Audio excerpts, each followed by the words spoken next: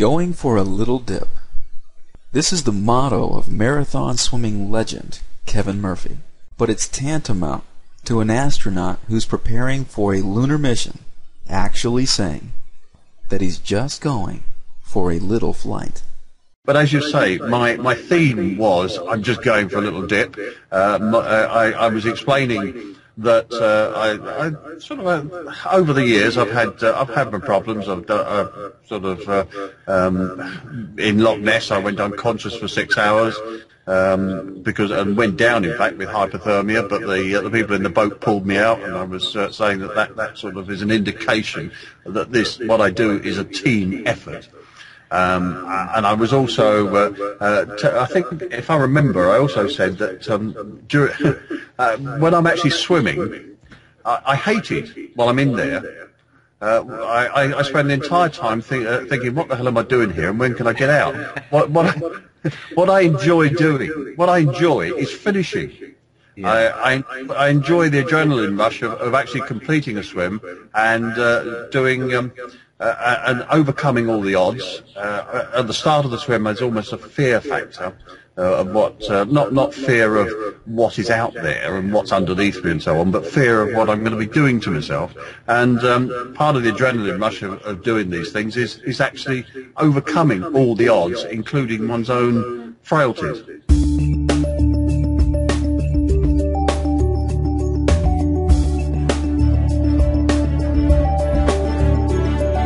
The scale that marathon swimming champion Kevin Murphy uses is like few others, and he is the quintessential master of the understatement.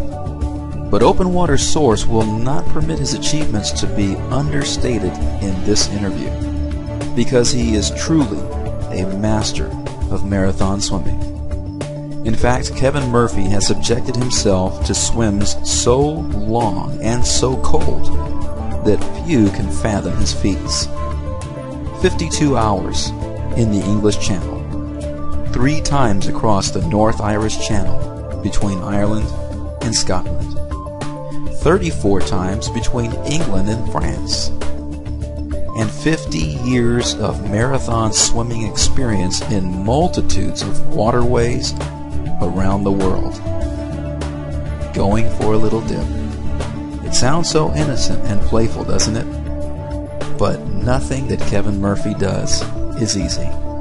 On land, he is an accomplished journalist who covers many of the world's tragedies and wars. He places himself in harm's way, and yet he somehow lives to tell stories another day. Similarly, he can tell stories of his accomplishments in the water for hours on end. Engaging stories, true stories, incredible stories of courage, honestly told from the heart of a champion. Your host for this exclusive presentation is Stephen Muñatones, an International Marathon Swimming Hall of Fame inductee. He has prepared open water swimming materials used by NBC, USA Swimming, the Beijing Olympic Committee, the Wall Street Journal, USA Today, National Public Radio, and National Geographic magazine. And now, Open Water Source is pleased to present your host, Stephen Muñatones, who takes us across time zones for a little dip with Kevin Murphy, the Little Dipper in marathon swimming. Good morning, Mr. Murphy. We're here at Open Water Wednesday, and I understand that you're in a very cool part of the world right now. Yes, in fact, I'm in my office, which is a little log cabin at the back of where I live, and the temperature in this office is, I would guess, somewhere about 10 or 12 degrees centigrade. What's that, about 50 degrees Fahrenheit, because the temperature outside here hasn't crept above freezing point for a month now, or until today. So I'm wrapped up a little. Yeah, and where you live is about 15 miles north of London, I understand?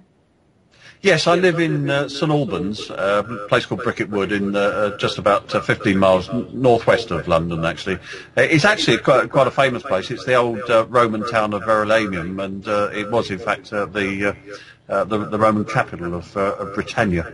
The old A5 Roman road is actually just about 500 yards away from me here.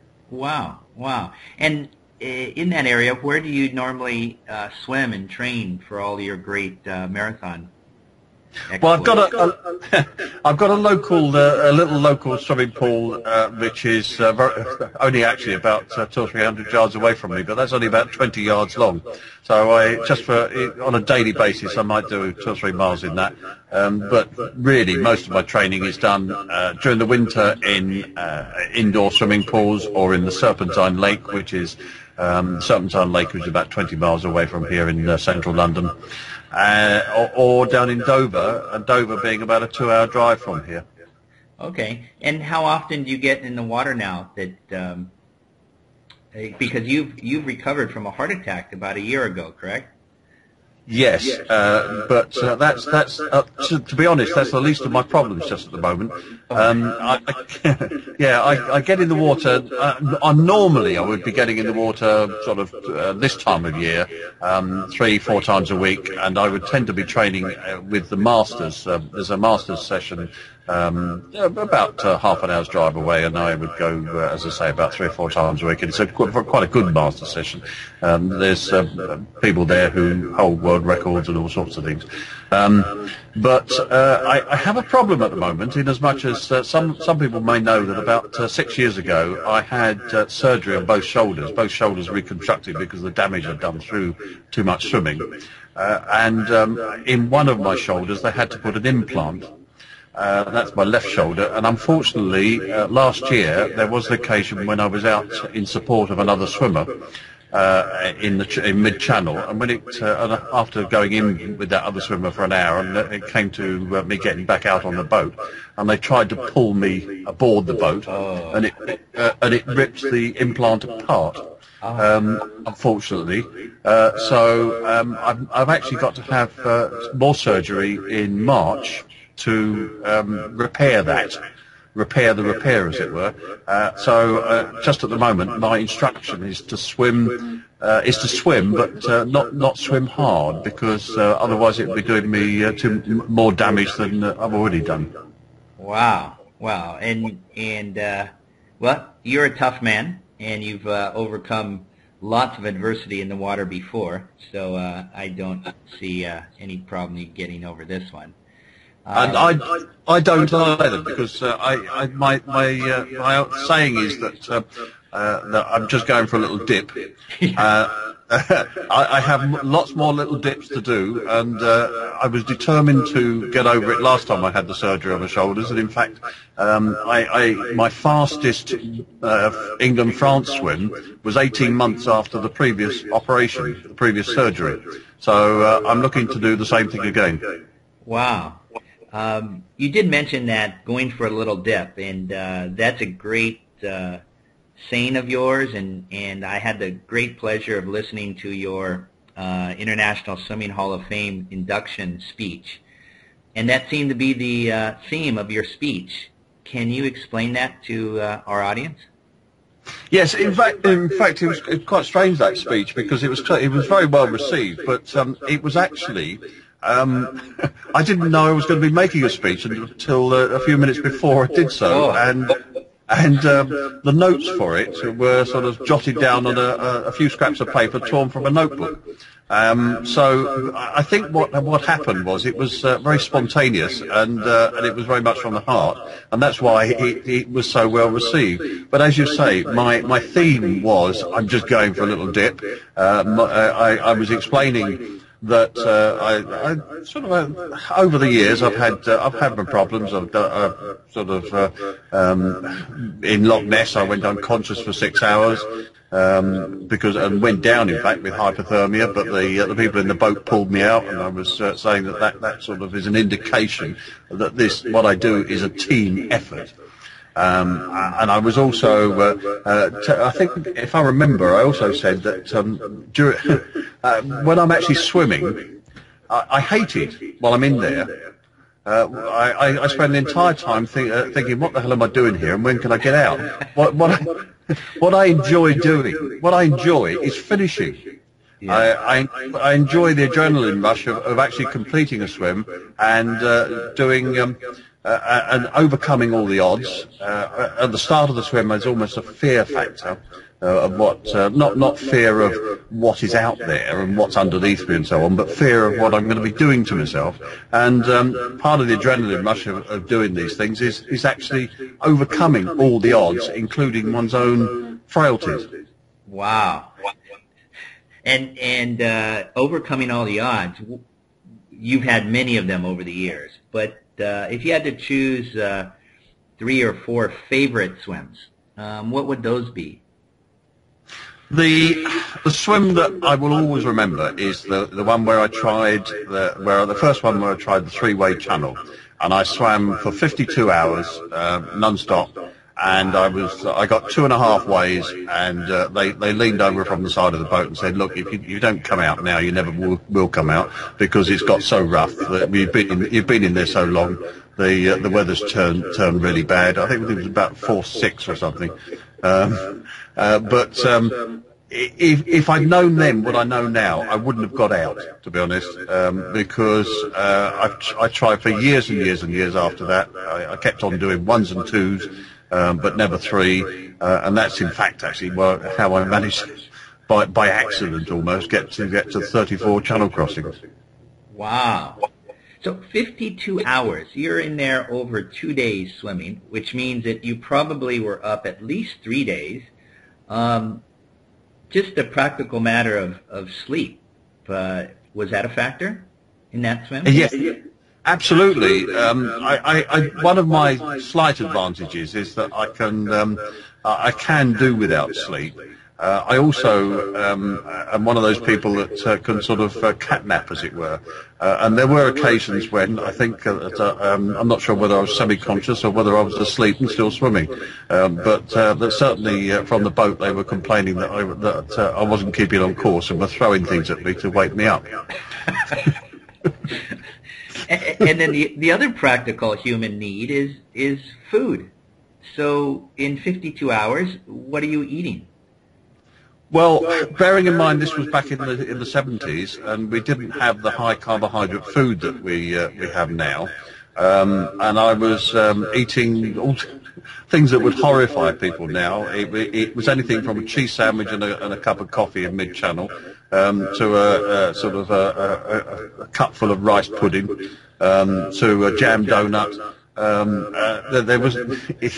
As I say, it was not what you would eat now, but it was all that was available then. Actually, but it sounds like it would taste good, a jelly donut in the middle of a channel. Well, yes, it did. That's what I did, to be honest. I just reasoned that it was full of sugar, and in fact, actually, there was a film made of me racing against Des Renford. Oh, wow.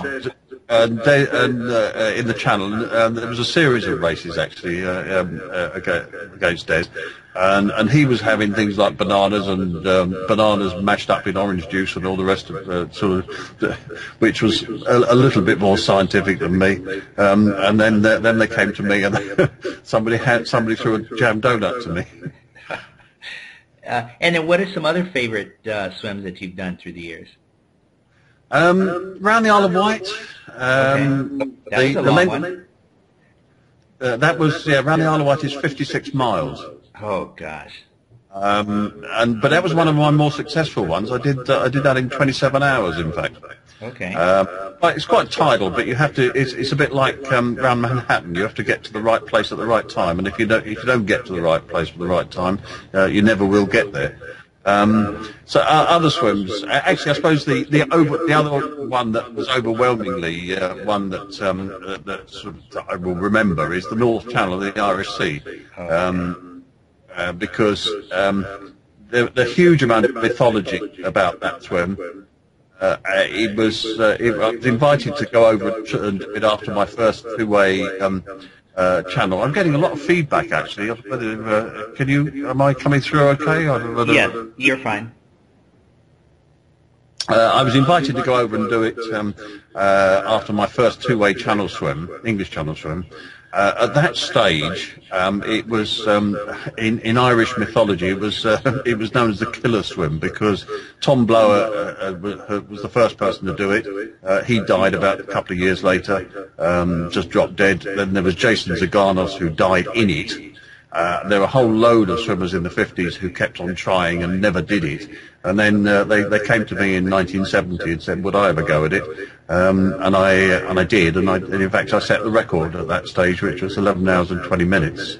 And that I suppose is one of my most successful swims. There was I finished that swim just as an indication of how tough it is, though. I finished that swim on the Scottish coast, and it was very rough, and there were lots of rocks, and the rowing boat, the main escort boat, couldn't get into the shore with me, so they sent a rowing boat in to the shore. The rowing boat was shipwrecked and sank, and the crew everybody dragged themselves up onto the beach, and they're then confronted with cliffs about the same height as the cliffs at Dover, and in fact we had to climb the cliffs to get off the beach because nobody could get out through the surf and to get out to the.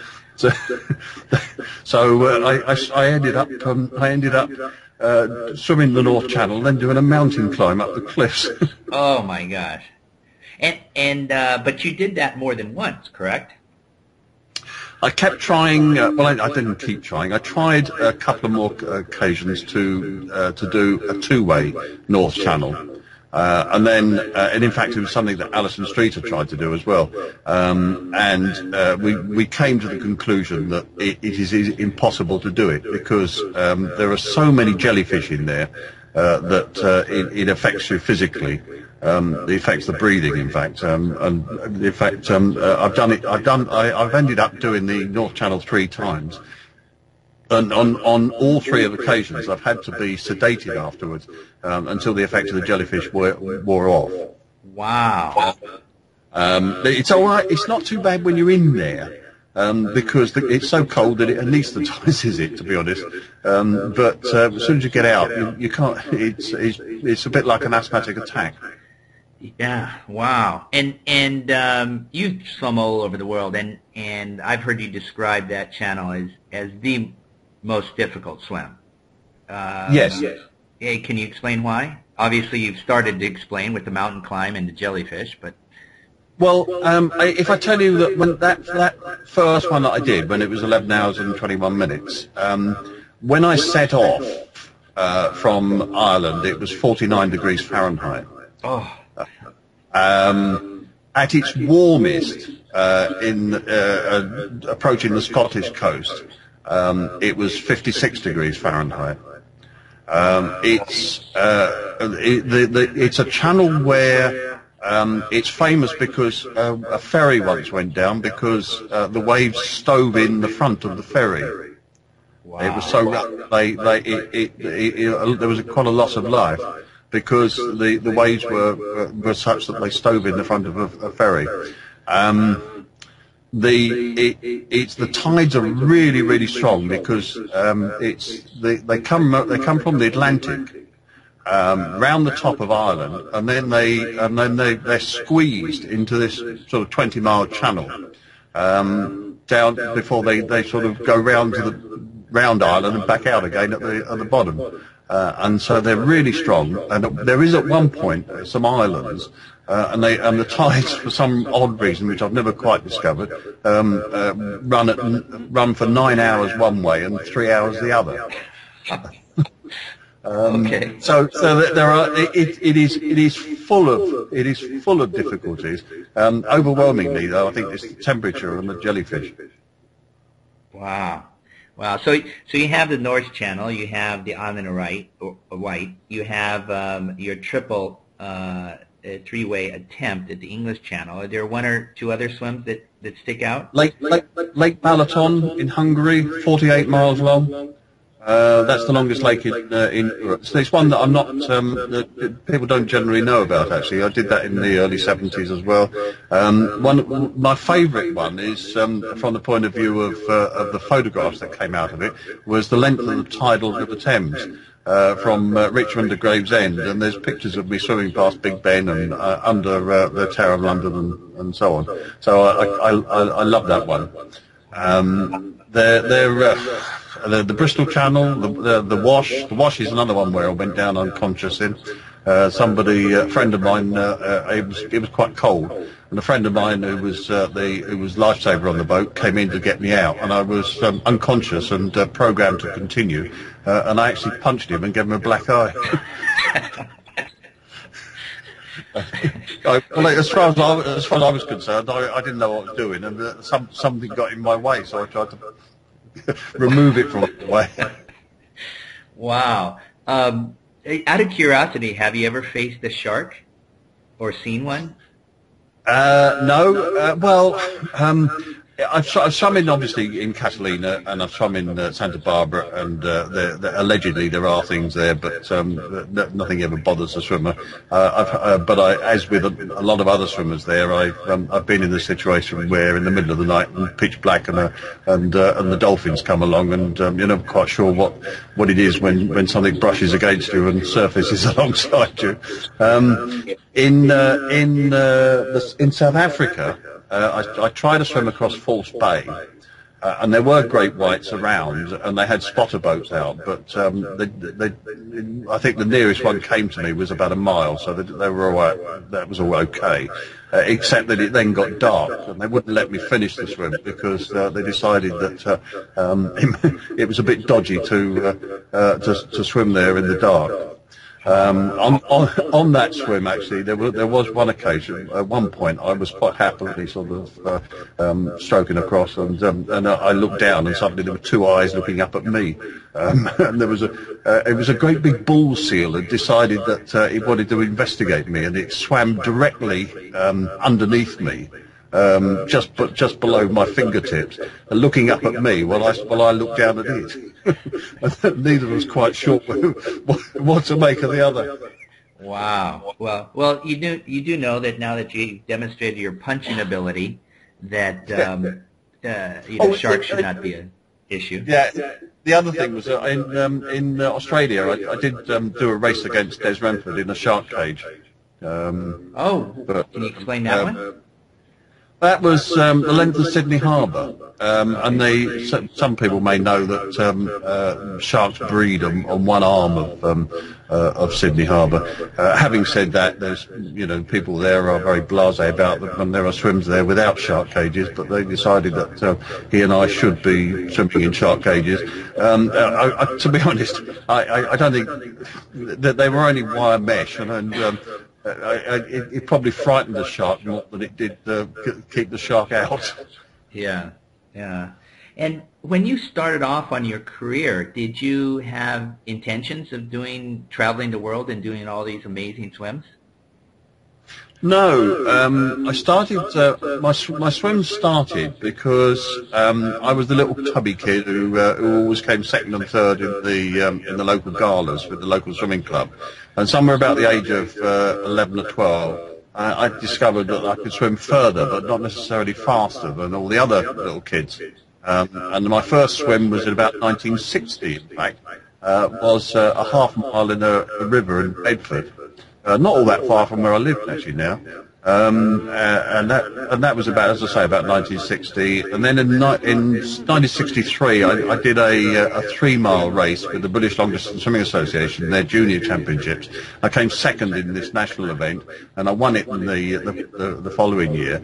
And really, that showed me that this was my little niche. This is what I could excel at, and this is what I wanted to be better at, and I could prove myself, and I could to myself, and I could be the best, and I want to be the best. I've also had this creed that I don't want to get to a point where I can't do it.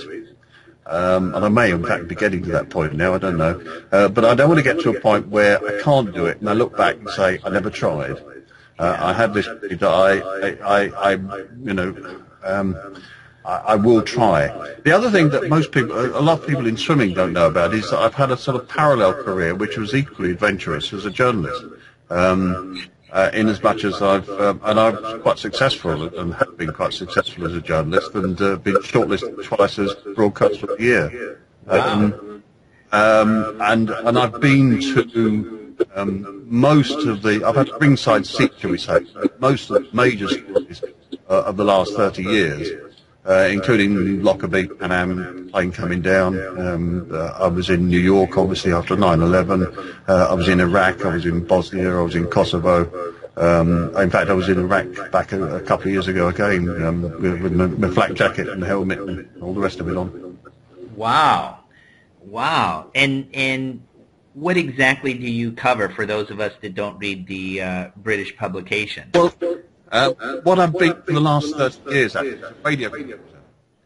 And I was, when nothing was happening, I was a general reporter, and sometimes, some periods of time I was in the lobby at Westminster, which meant that I was interviewing politicians all the time. You know, I sort of met and sort of interviewed Mrs. Thatcher at one point.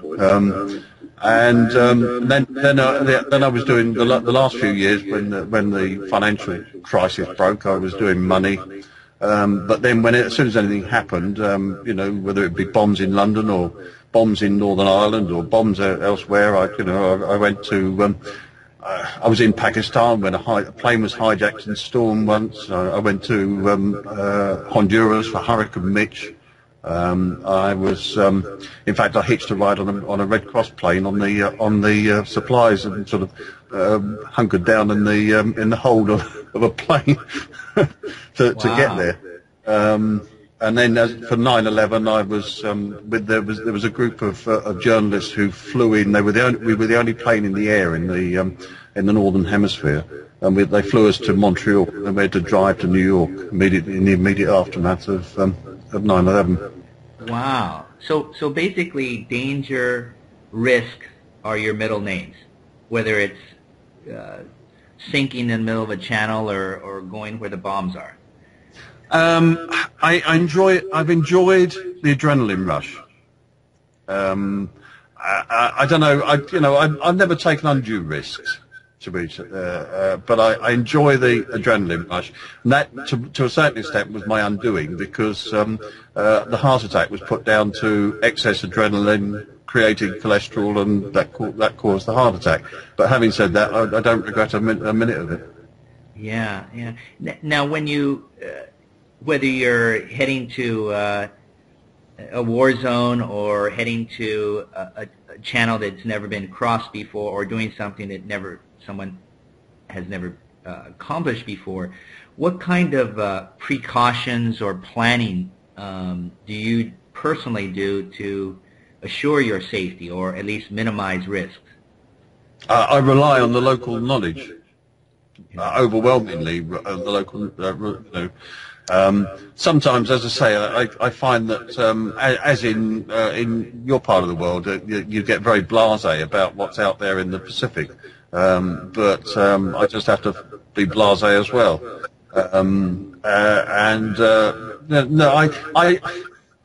I never feel as if I'm taking too many risks, to be honest. Yeah. And as a journalist, what are you're always interviewing people, you're always investigating either scandals, reasons for war, what have you. If you had to ask a very difficult question to yourself, what would that be? Are you crazy? And what would you answer? Yes, to a certain extent. Yes, in the nicest possible way. But if everybody was sensible throughout the world and sat back in a chair and didn't do anything, it'd be a very boring place, wouldn't it? Yes. Yes. I would, Yeah, the other place I was at Lockerbie when I got there was when the plane came down. I was there when the place was still burning, and actually was out at the famous picture of the nose cone, the nose of that plane. I got there just as the police found it, and the only thing there was a police car with its headlights on it, and me. Wow, wow. As your role as a journalist, you're going all over the world, and as a marathon swimmer, I assume that when you gaze on a lake or a shoreline, your mind is going very quickly. What's the water temperature? How far? What's the currents? Is that what, in fact, you do? Yeah, it draws me. I saw Lake Tahoe, and there was no way I could never go swimming the length of Lake Tahoe. It draws me. Lake Como in northern Italy, fantastic place, fantastic scenery. There was no way I couldn't jump in there and try and beat it. Yeah. Are there some places that have yet been unconquered for yourself? I have regrets about some swims that I haven't done. I suppose one of the ones that I always had this sort of thought that is possible, and I would have liked to have done it, but it's now up to somebody else to do it, and that's the North Sea, Harwich to the Hook of Holland, which is 100 miles basically. Oh. But you say that, but it's more or less the same as maybe just slightly more than a three-way channel. Okay. So there was no way I could. That was going to be if I'd done a three-way channel, and it's my absolute regret that I never did. And I'll always feel beaten by that. But if I'd done a three-way channel, that was going to be my next one. There are other things that I would love to do. There are things that I would love to have done that. The one that Lynn Cox did at the Bering Strait. I think I could do that. In fact, I still think I could do that. I would love to do between the North and South Island, the Cook Straits in New Zealand. Okay. But I'm not finished yet. Yes. As I say, there are more dips to do. I've got to get this surgery on my shoulder over with. If that works, I'm going to be back in there in about a year's time, and hope back in the channel, and hopefully breaking more records. And I've got one that I've got in mind, which is quite definite on my agenda, and that's of course the oldest to swim the channel is 70 odd, isn't it? And I'm going to beat that eventually. Okay, and how many years from now is that? I'm 62 in a 3 weeks time, so I'm getting there. Okay, so your career spans from 18 years old to 62. Is that correct, or was there a little bit long? It actually spans from 12 years old. Okay. To 62. 50 years it spans from the time when I did my first open water swim to now. And I look back and I look back at the list of swims and think, did I really do all those? And it surprises me, to be honest, that I've done quite as many as I have. Yeah, well, certainly in the International Swimming Hall of Fame and International Marathon Swimming Hall of Fame, your exploits take up paragraphs and paragraphs. Would you have an estimate, actually, how many open water swims of any length that you've done in your career? I think somebody actually has counted them, that swims of over, 15 miles or something, there's about 70 odd. But I have got a list, but I haven't actually counted them, to be honest. No. The other thing about that I would say is that I don't regard myself as a great swimmer. What I've got is this overwhelming ability to be able to keep going, this physically and mentally, and I've got this obsessive willpower to keep going.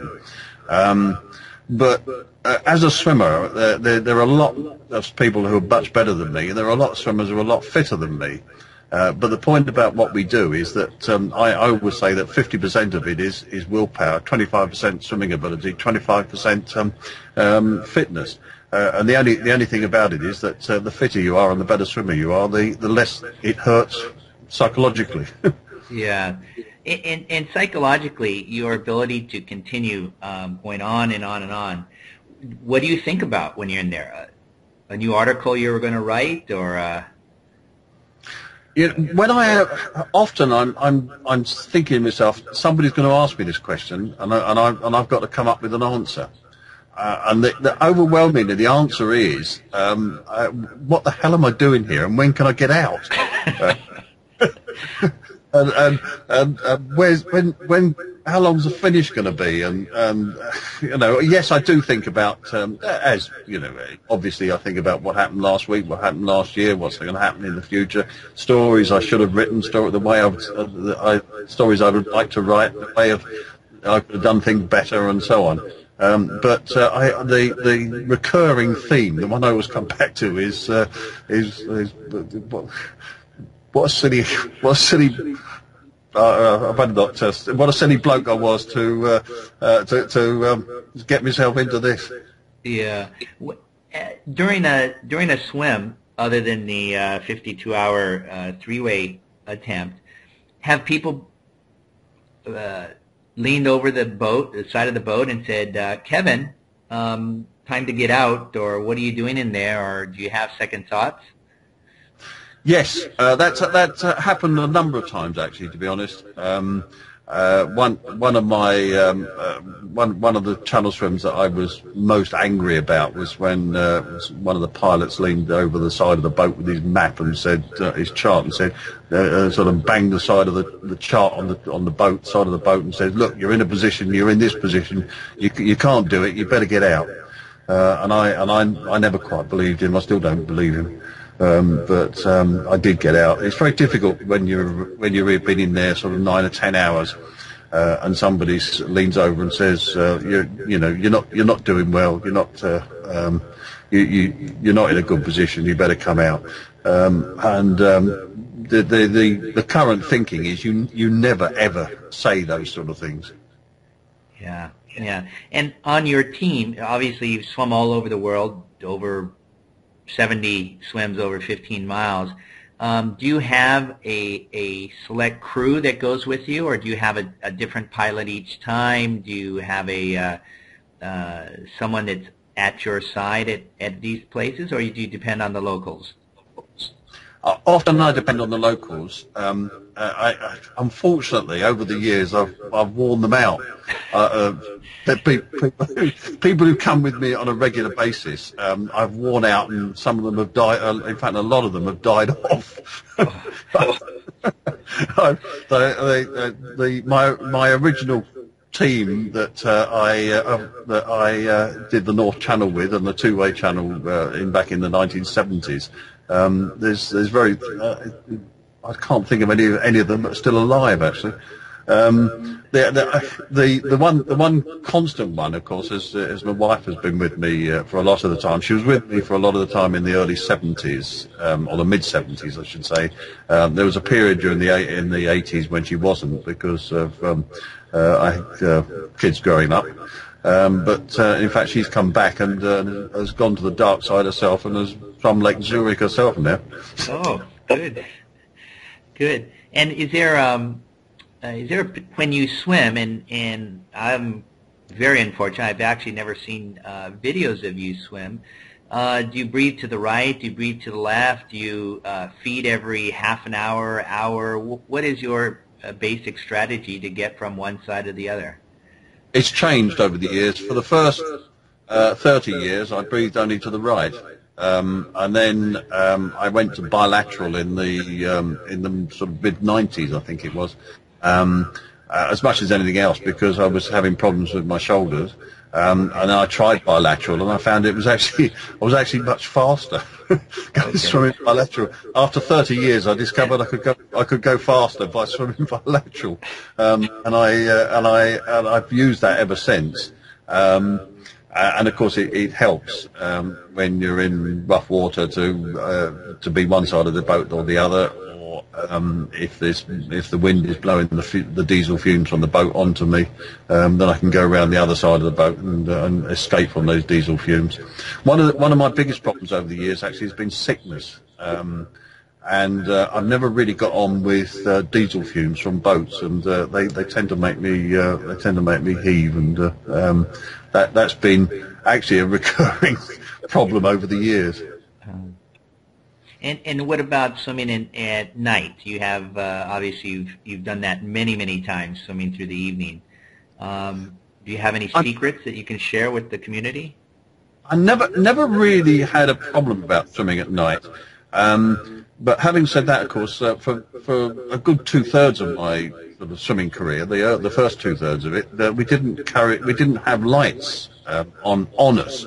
You know, now people swim with light sticks and so on. And there were quite a few occasions when, out in the middle of the channel and out in the middle of Lake Balaton, particularly I remember when I was lost. And it was a case of sort of shouting and hollering and floating and splashing until boat circling managed to find me again. Wow! And you know, it's much better now because in those days you couldn't carry. There wasn't a light that you could carry on the swimmer. Yeah. If you had a light put on you from the boat, I've always found that blinds the swimmer and is counterproductive. So it was a case of in fact I had a hurricane lamp, paraffin hurricane, or would you use the word paraffin? Oil? Yes. Paraffin hurricane lamp on the front and back of the boat, just a dim light, so that I could see the front and back and try and judge the angle of which it was. And thereby swim alongside it. Now it's a lot better with sort of rope lights and all sorts of things that they have on boats, and plus of course with the light sticks on the swimmer.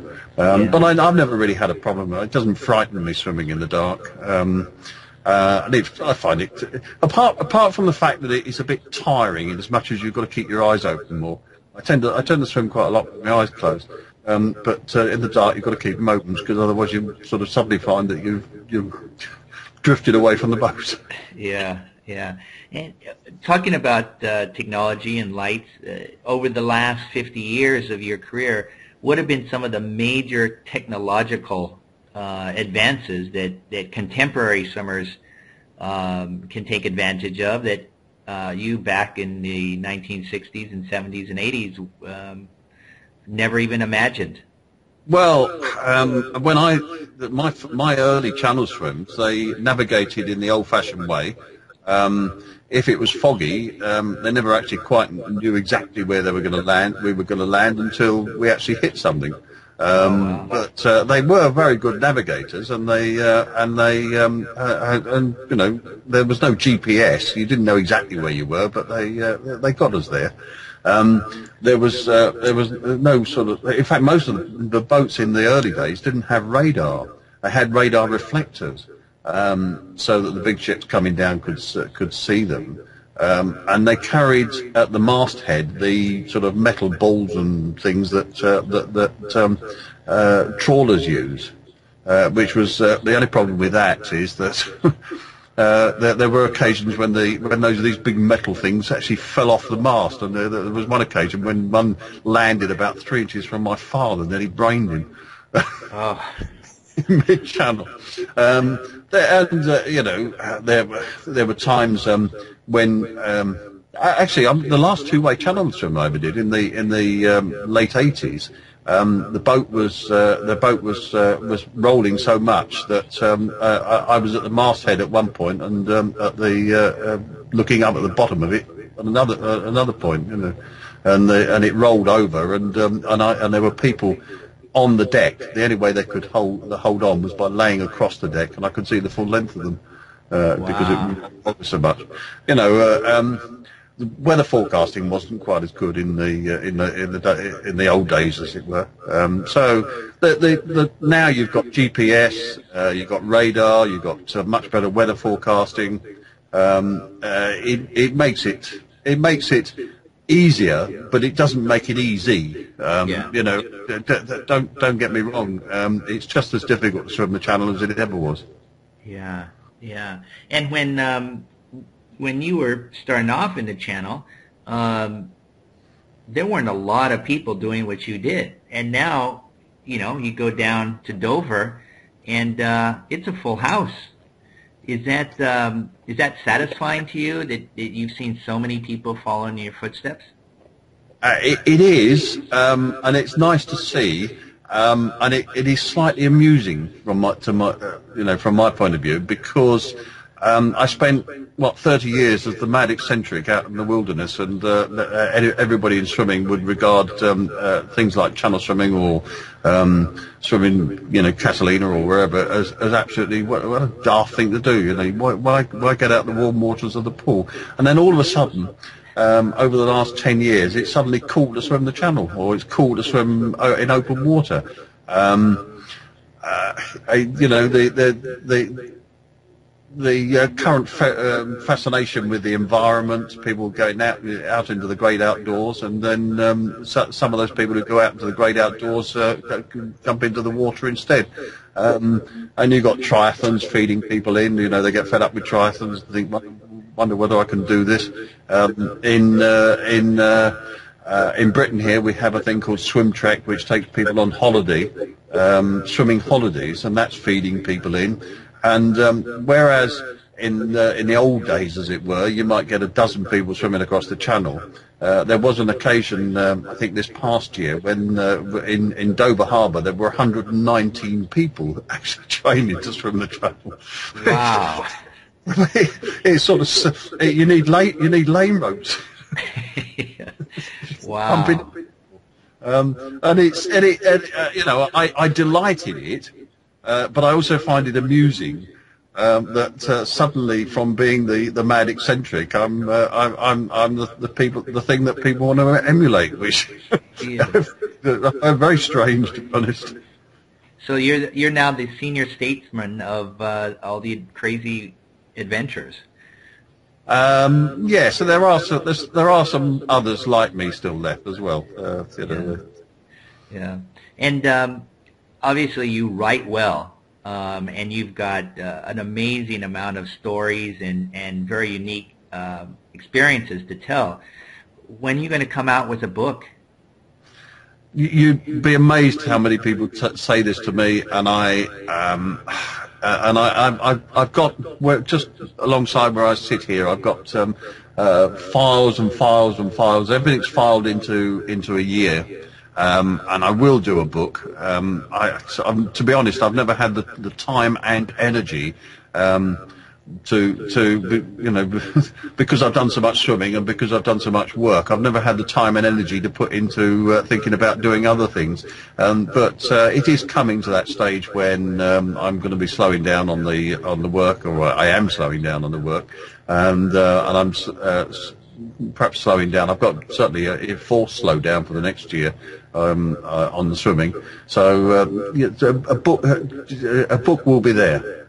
Oh, great, great. And then you're also very involved in the International Marathon Swimming Hall of Fame, and I know that your files and information, stories, photographs, articles would just make the Hall of Fame and all these multitude of people who now are involved in the sport.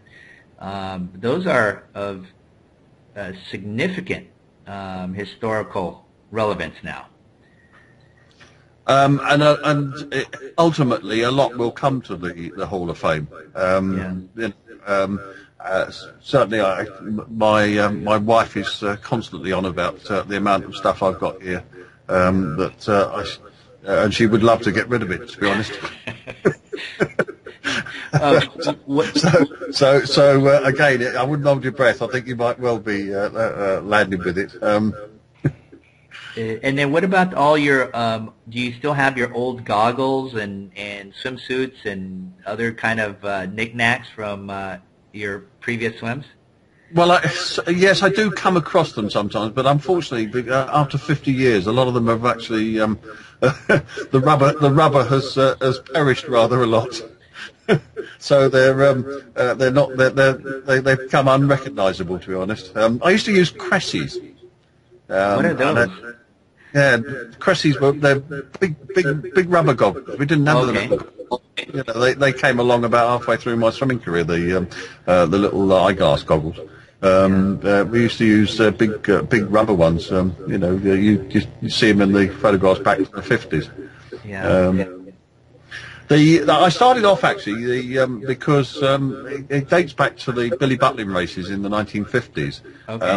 One particular swimmer in that, a guy called Bill Bristow, who lived quite close to where I used to live in Harrow. And there was a little clique of long-distance swimmers sort of in the local open-air swimming pool, which, you know, he was a sort of doyen. I fell in with them, and that's how I actually started. Got it. And, you know, from the 50s and 60s to the current time, who have been some contemporaries, who have been some fellow swimmers who have either impressed you because of their abilities, their compassion for another athlete, anything? Who are just some individuals that you'd think, wow, this is a special person? Well, obviously, because of my sort of association with the channel, I would look at people like Phil Rush and John Erickson and Alison Streeter, and sort of they're the people who've done what I would have liked to. You know, I like to think that I led the way. And they took over and actually took it one step further. So those sort of people. The people that I would have loved to have met and never will meet, of course, is my hero is Matthew Webb. My son is actually named Matthew, or Matt, and I'm sure you couldn't see why. And Tom Blower, the first guy to swim the North Channel of the Irish Sea back in 1949, I think it was. Yeah. That year I was born. Wow. And Lynn Cox. The thing is, I've met most of these people anyway, so and I've talked to most of them, and so I'm in a slightly different position than perhaps most other swimmers. Yeah. Well, it's been a great pleasure talking to you, and I'm sure many people around the world have many questions for you and about you, and certainly you're one of our greatest heroes, and we look forward to many, many more swims that you're going to be doing. Well, thank you for that. And just as at one point, my son, who is a bit more technologically good at these things, is actually setting me up a website as we speak. So once that's up and running, then people may be able to contact me a bit more easily, and I'm happy to help. And I'd love to put things back into the sport what I've taken out, and I always try and help and advise wherever I can. Great. What is the website address? Marathonswimmer.com. Okay, we'll be looking forward to that. At the moment, all it says is hi, I'm Matt Murphy. I'm trying to set it up. Well, but it will be there. Okay. Well, we'll still bookmark it. Marathonswimmer.com. Okay. Well, thank you very much, Kevin, and we look forward to talking to you sometime soon in the future. Thanks for that.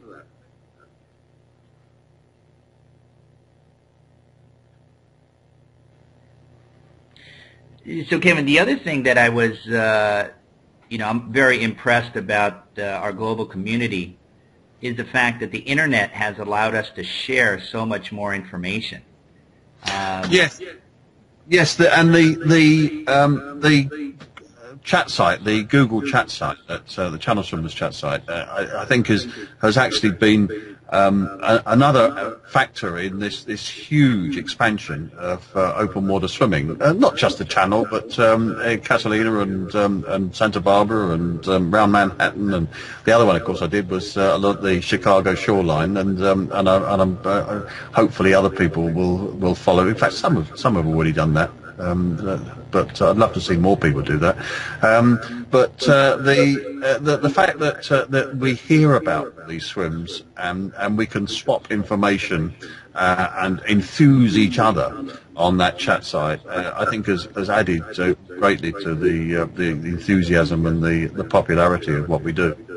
Yeah, and talking about enthusing others and sharing stories, I understand that you have binders that go back to the 1960s of your different swims, and eventually this information will get out to the public. But can you describe how you have cataloged all your swims? Where I'm sitting here, I'm surrounded by, in fact, it's almost like a den, to be honest, more than an office. I'm surrounded by shelves and shelves and shelves of ring binders. Each year, there's 1 or 2, 3, maybe 4 ring binders, and everything I've written, everything people have written about me, letters I've written, everything is in there. Waiting for me to come back to, because I've always thought, yes, I will write a book one day, and I need all that information to hand, and it is there, so it will get done. Yeah. And you were mentioning offline, too, that as a journalist, it's actually difficult to write about yourself as opposed to writing about others. Yes, that's actually one of the things I find quite odd, really, in as much as I've spent my whole life with a ringside seat looking in at the people who are making the news, and all of a sudden people are saying, well, you know, you should be writing a book about yourself, and and I find it quite difficult, and I find it quite odd, really, that there is the interest in me.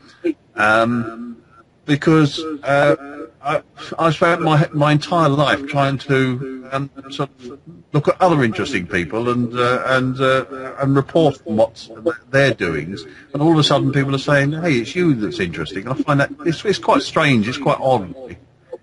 Yeah. Well, I think it's actually very true. It's not only you. It's the fact that you've done swims before, and people would like to emulate what you've done. Probably there are some people who would like to go beyond what you've done. But you have set a standard for our community for a long time. And, you know, I think this is a credit to your, you know, it's just a dip philosophy.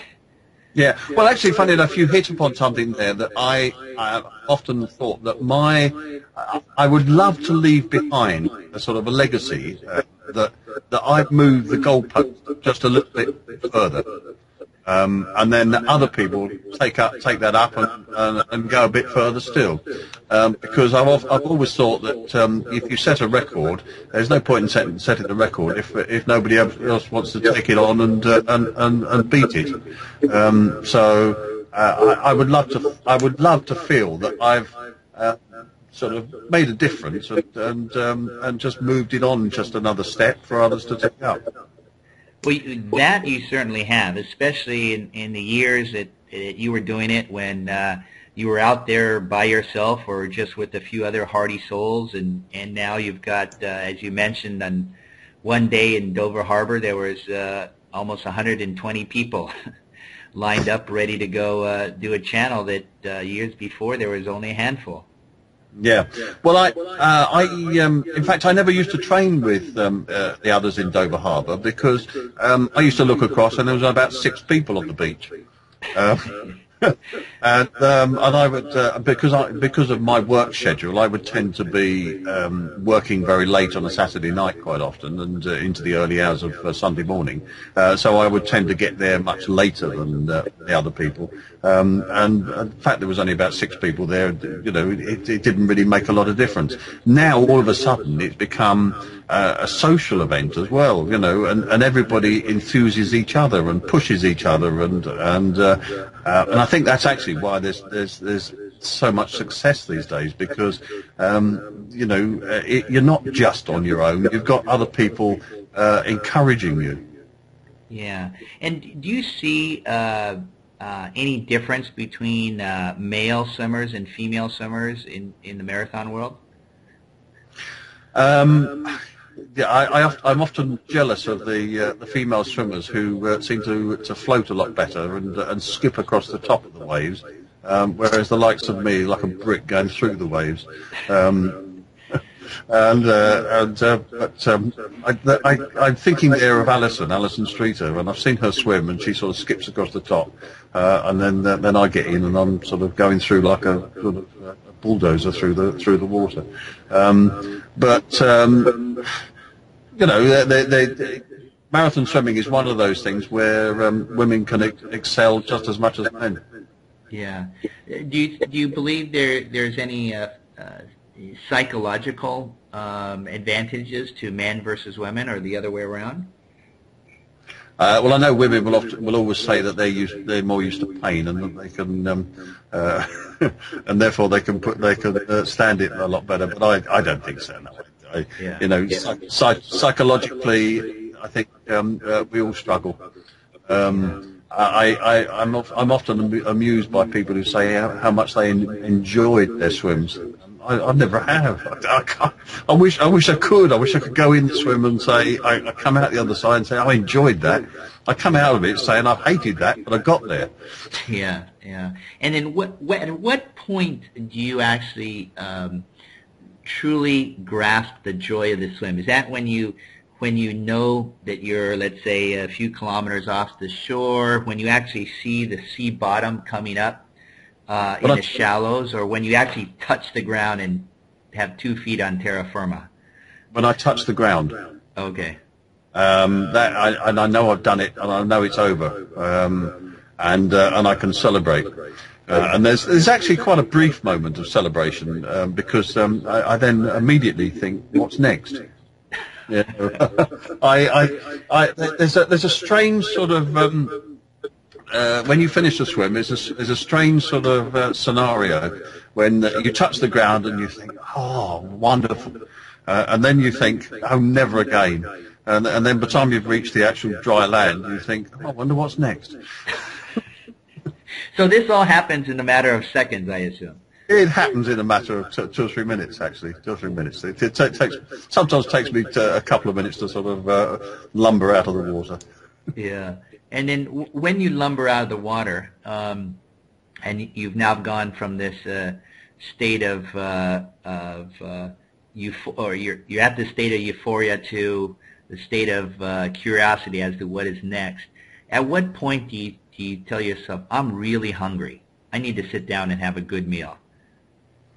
When I come out of the water, funny enough, all I crave is soft, gooey stuff. You know, soft and gooey things like cakes and chocolate and whatever. I tend not to be able to eat a huge meal immediately after a very long swim. That doesn't quite apply when I'm training, but certainly after a really long swim, I find that the tubes are a bit sore, and I don't know.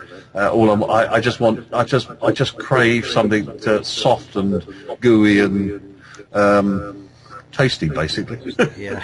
Yeah. And then what about before your swim? Do you have any problems with insomnia or stress or? Yes. Always have had. Really? Always have had problems with sleeping before swims. As much as anything else, I think that was because I did such huge, long ones. When I bear in mind I spent 20, 30 years knowing that I was going to go into a swim and I was going to be in there possibly for 2.5 days. And under those circumstances, you know you have to swim. You have to sleep beforehand, and when you have to sleep, you can't sleep. And Actually, before that 52-hour one, I had very little sleep the night before, and I was in such a state when I got up in the morning that I went. There was nobody at the hotel. There was nobody up and about because it was early morning, and I went downstairs and made myself some cereal and looked for what I thought was sugar and put salt on it. So. So I had salty cereal before that 52-hour one, which didn't do me a lot of good at all, to be honest. In the case of a lake swim, as opposed to a channel swim, where you don't exactly know your starting time, or at least not until very close to the swim, is there any less stress on a swim where you know exactly that you're going to the exact time of your start? No, in fact, I find it's less stress when you don't know. That my best ever, I think, swim was the North Channel. That first one, 11 hours. And the reason, I think, one of the reasons for that is it was actually a party at the hotel the night before, which I was partaking in. Because there was no chance whatsoever, as far as I was concerned, of me swimming the following day. The pilot at the time, a chap called Bill Long, he got an inkling that I would be swimming the next day, and he was desperately trying to get me to bed and away from this party. And I eventually sort of wandered up and went to bed and happily went to sleep and slept like a baby until he woke me up the following morning and said, "You're starting." And that because I didn't know, I slept much better before that swim, and I think that was one of the reasons why I did so well on it. Wow. Very good. And do you ever take any aspirin or any anything special to relieve any kind of pain or anything on your swims? Well, over the years, it was quite common in the 70s to take ibuprofen, but I found I sort of tried that, and I think that was part of what was making me sick. So because the thing about ibuprofen is that you're supposed to take it on a full stomach, and the one thing that you haven't got in the middle of a swim is a full stomach. So I knocked that on the head, and in fact I'm not allowed to take ibuprofen now because I have to take because of my heart attack, I have to take on a daily basis aspirin. Like a lot of other swimmers, I've dabbled in painkillers that are legally allowed, but I've never found them actually very successful. Yeah. And one last question. I always had interest. You appeared on a British TV show called The Body. The Great British Body. The Great British Body. Yeah. Now I have to be a little careful. It was the Great British Body, and they did a search for the iconic body, Great British Body of sort of, I don't know, it was about 3 or 4 years ago, and how they came up with a grandfather in his late 50s as the Great British Body, I have no idea, but I was the iconic figure. Now the only problem with it was that it wasn't in close up, and you couldn't really see much, but I had to appear on national television naked. But as I say, it was it wasn't in close up, so you didn't see much. But my wife has never forgiven me for doing that, and it is a sore point. so I have to be very careful what I say about the Great British Body. Got it. Well, she chose well, if anything. She says that I shouldn't have done it. Maybe she was right. I don't know. Yes. Well, thank you very much, Kevin. It's always a pleasure to talk to you, and I know that I could speak for literally thousands of other swimmers who would love to sit down and over a cup of tea, a mug of beer, anything, to have this opportunity chat with you. Well, thank you very much. And if people see me, whether it be in Dover or wherever, I'm quite happy to do that. Well, thank you again. Take care. Bye for now.